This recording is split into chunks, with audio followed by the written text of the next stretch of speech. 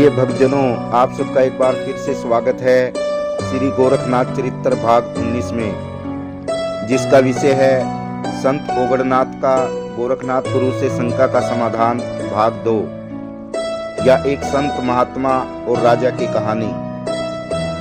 अपने प्रमुख चेले ओगड़नाथ के निर्मल मन की मनोभावना समझकर गुरु गोरखनाथ बोले, बेटा ओगड़, ये कलयुगी मनुष्य अगर ऐसे मतलबी ना होता तो स्वर्ग लोक में भगवान लक्ष्मी नारायण यानी विष्णु भगवान क्यों अकेले दुखी होते रहते।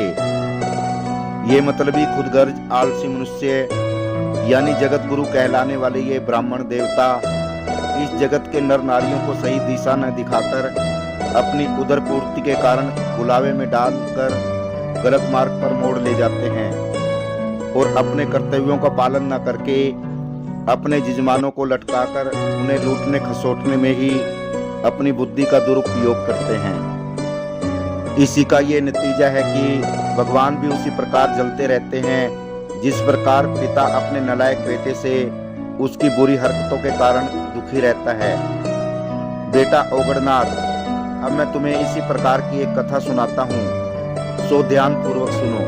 तो प्रिय भक्तजनों, गुरु गोरखनाथ बोले, बेटा ओगड़नाथ, चंदर नगरी में बस्ती के बाहर एक संत महात्मा रहते थे जो बड़े ईश्वर भगत, ज्ञानी और त्यागी थे। एक दिन वहां के राजा चंद्रसेन ने महात्मा की कुटी पर पहुंचकर प्रार्थना की कि महाराज हमारे घर चलकर अपनी चरण रस से उसे पवित्र करने की कृपा करें। पहले तो महात्मा जी राजी नहीं हुए। अंत में राजा ने जब बहुत विनती की तब राजी हो राजा के संग चल पड़े। जब राजा के महल में महात्मा जी पहुंचे तब राजा ने संत जी का स्वागत सत्कार कर उन्हें सिंहासन पर बिठाया।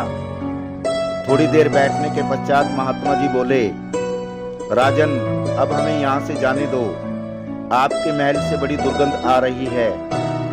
राजा बोला, महाराज जी, महल में दुर्गंध का क्या काम, यहाँ तो नित्य ही सफाई के साथ बिना इत्र छिड़काव होता है। महात्मा ने कहा, राजन, तुम्हें दुर्गंध दिखाई नहीं देती, इसका कारण आपका स्वभाव ऐसा ही बन गया है। आप हमारे संग चलो, तब आपको ज्ञान करावें। संत राजा को अपने संग वहां ले गए जहां बाजार में कच्चे चमड़े के कूपे बनते थे। राजा ने अपनी नाक रुमाल से दबाकर महात्मा जी से कहा, महाराज जी, यहाँ तो बड़ी दुर्गंध आती है। संत ने आगे बढ़कर एक चरमकार से पूछा, क्यों भाई, यहाँ दुर्गंध कहाँ से आ रही है? चरमकार बोला, संत जी, यहाँ पर हमें तो दुर्गंध नजर नहीं आती। यहाँ तो नित्य ही झाड़ू बुहारी से सफाई की जाती है। महात्मा जी ने कहा, राजन, यहाँ के बसने वाले कहते हैं यहाँ दुर्गंध कतई नहीं है। राजा ने कहा, इनके दिमाग में गंदगी समा गई है, इसलिए इन्हें दुर्गंध नहीं आती होगी। महात्मा जी बोले, राजन, इसी तरह जो आपके महल में दुर्गंध है वह आपको नहीं आती है, क्योंकि वह आपके दिमाग में बुरी तरह बस गई है। जो वस्तु स्वभाव भूत हो जाती है उसमें घृणा नजर नहीं आती। गृहस्थ आश्रम की दुर्गंध आपके दिमाग में बसी दिखाई दे रही है।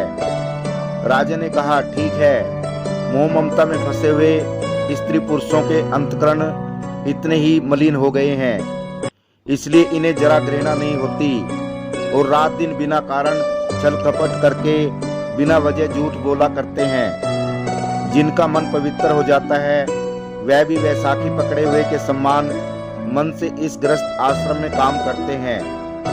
गुरु गोरखनाथ से उपरोक्त कथा सुनकर संत ओगड़नाथ ने ज्ञान हासिल कर गुरु के चरण पकड़ लिए।